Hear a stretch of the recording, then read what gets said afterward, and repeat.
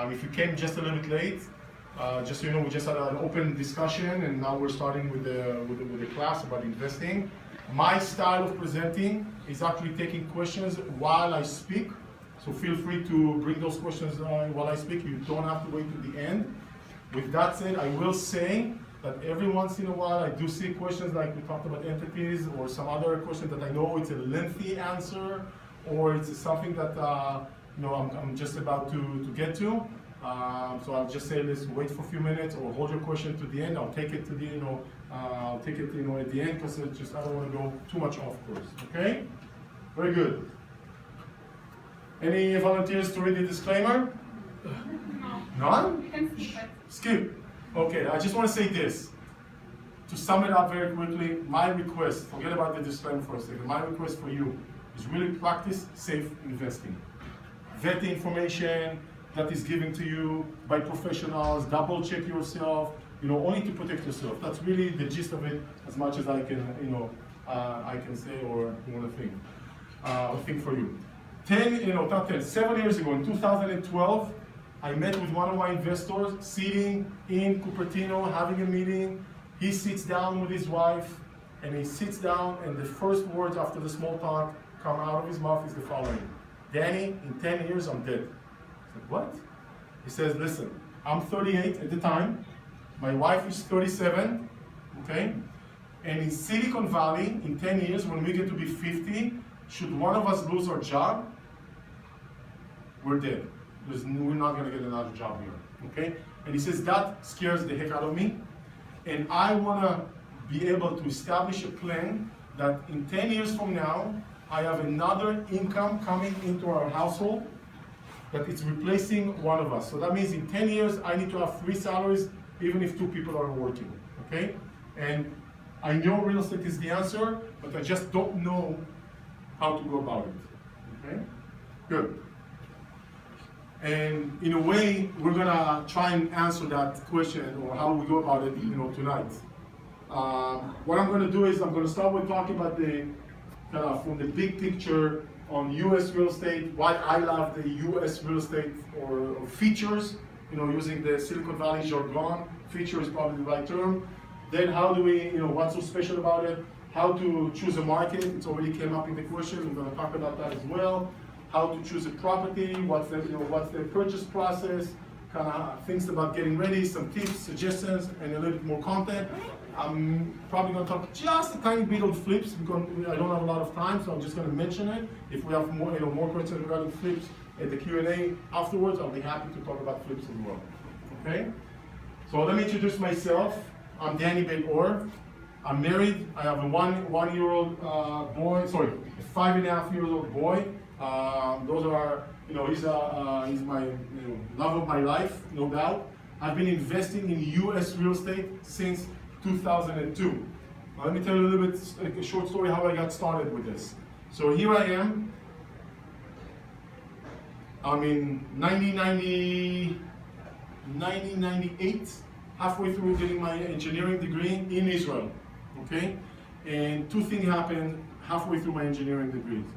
One, I found myself in a relatively big debt, okay? At the time, $30,000-ish, let's just call it this way, which is a tiny debt for me today. But back then, I was blown away. Here I am, I'm just starting my adult life, right? I'm already in a huge debt. I have no idea how I got there, and how to get out of this hole, so to speak, right? And the second thing that happened around the same time, I kind of realized, I looked at my parents, my uncles, everybody who's a little bit older than me that has been there. All of them have been working all those long hours for corporate Israel. I barely saw my parents, growing up. My dad was military, my mom had 2 jobs, right? Where I was, me and my sisters were latchkey kids. And that was the life, I was just used. As a kid, that's the way it is, right? I'm sure others have a similar story here. I'm not, nothing special, I'm not special about that. But as I've grown, I looked at that and say, okay, something doesn't add up, right? Working, looking at my parents and their friends and my older cousins and seeing all of them have similar profile. Working for 10, 15, 20 years in corporate Israel, making good money, not seeing their family because they're working the long hours. And what do they have? a condo with a mortgage, and maybe 10, 15 years more left on it. Like, that's it? All those hours for missing on the family, and that's it? I mean, that's my inheritance. How can you guys have some responsibility? Dad, mom, right? I'm just kidding, but seriously, at that point in life, I looked at that, I said, okay, something is wrong with that formula that I was already gearing myself towards, or life was gearing, pointing me towards. I didn't like it, to say the least, but at that time, I didn't really know what the answer is. I felt that the default formula is not for me, but I didn't really know what the answer at that time. So that was a kind of an observation on one end, or realization, a negative realization on one end, and then getting myself into debt was like maybe the kick in the butt that I needed. Because what I did afterwards is I actually started, at that time I switched from my, from a typical waiter, bartender, job as a student to a high-tech company that paid actually pretty well at the time. Right, so my income doubled, and I worked more. My work, condition, improved, significantly. But all my salary was going into cover this big hole of a debt, and I didn't really know, how to get out of that situation. And what I did is I wrote myself a recovery plan. Literally wrote myself a recovery plan, and how to get myself out of debt. And part of that recovery plan was I got to be knowledgeable. Or I felt that in real life finances, I'm illiterate.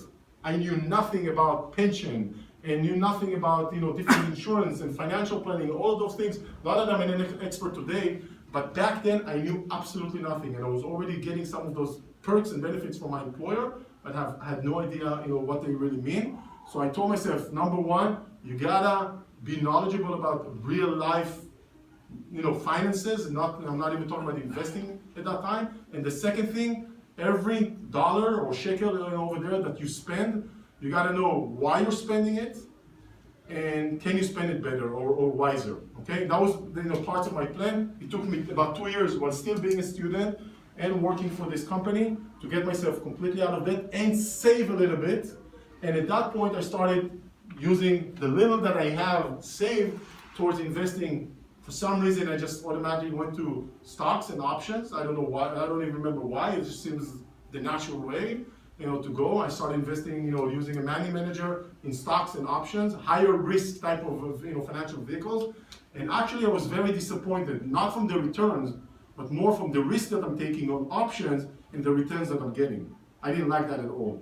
But I kept my journey as someone who's trying to get himself educated about financing and now investing your own money. And by the way, the number of times I heard, I don't know if anybody heard that term, but the number of times I've heard, you need money to make money, from my uncle, from his colleagues, from friends, like that just pissed me off every time I heard that, right? I don't know if you guys ran into that. So I just wasn't willing to accept that term. I had to start somewhere, and I kept saving and making investing, and I have came across the whole concept of buying U.S. real estate. It's like, interesting. Actually, I heard about it multiple times. Eventually, I went and kind of went to a seminar like this one and thought to myself, okay, that actually sounds more interesting, more appealing than I thought. I started, researching it even further. And in 2002, I asked myself the following question: how many times am I going to attend events like this one or read about it? Are you a doer or a talker? I had that conversation with myself. I decided that I'm a doer, not a talker, and I bought my first property in a little town, known as Phoenix, Arizona. I'm sure you never heard about it. Okay, so that was my first experience. Bought a house in outside of Phoenix, called in a city called Litchfield Park. That was my first property, a 1,500 and change square foot home, 4-2, in a so much cookie cutter community. I would drive down the street, I wouldn't even recognize my own house, even if I lived there. Okay, they look exactly the same. And that was my first, investment. That was in 2002. Some of you maybe have been around to know that in 2005, 5 and 6, things actually 4, 5, 6, things really picked up significantly. That house more than doubled. I was able to pull money out and buy more properties and continue investing. In 2004, I decided that I want to pursue this full time. So we packed our bags and just moved to the States, moved to the Bay Area, and started doing this, full time. Now, since 2004, I have been privileged to work with more than 5,000 investors, helping them. Some of them are sitting in this room in their purchases of one or multiple, properties. So that taught me a lot. Just as an individual, there's so much you can do on your own, but when you work with others and involved with their transactions, you learn much more on a larger scale what works, what doesn't work. So that was something that happened. I've, helped, or been involved in the process of buying more than 2,500 rental properties throughout the country. Personally, I've been in Arizona, Oklahoma, Florida, Texas, Arkansas, Alabama, North Carolina, Georgia, Utah, Tennessee, and Idaho. Not just my portfolio. Okay, so I've been, and as a professional, I've been in other states that have, Texas is there. Okay, Texas is there. Sometimes I'm not sure if that's the full list. I've done mostly residential, single-family homes, rentals and flips. For the first 7-8 years of my career, professionally doing this, I've only done rental properties out of state. About 5-6 years ago, I started doing flips as well. We've done about 100 flips or so. Since then, and we have 14 projects going on and 2 more, in under contract as we speak, under contract to purchase. Okay, so that's my number one passion. That's really my driving force. That's my family, my boy 2 years ago, my wife and myself. That's in Orange, California. We did a photo shoot. I'm not going to talk about myself too much, although that's an interesting topic. That's my second passion. I really love real estate. I really love this. This has been kind of, for me, I feel so privileged. I talk about it. I enjoy it. I meet with people. After so many meetings, one-on-one meetings with investors, I don't feel wear and tear. So that tells me I'm in the right spot. And I'm doing this, on a weekly basis. I'm just feel very blessed to be able to do that and help others. Our investors are making multiple offers every week. Some of those people are in this room tonight. Like I said, many one-on-one sessions with people like you guys.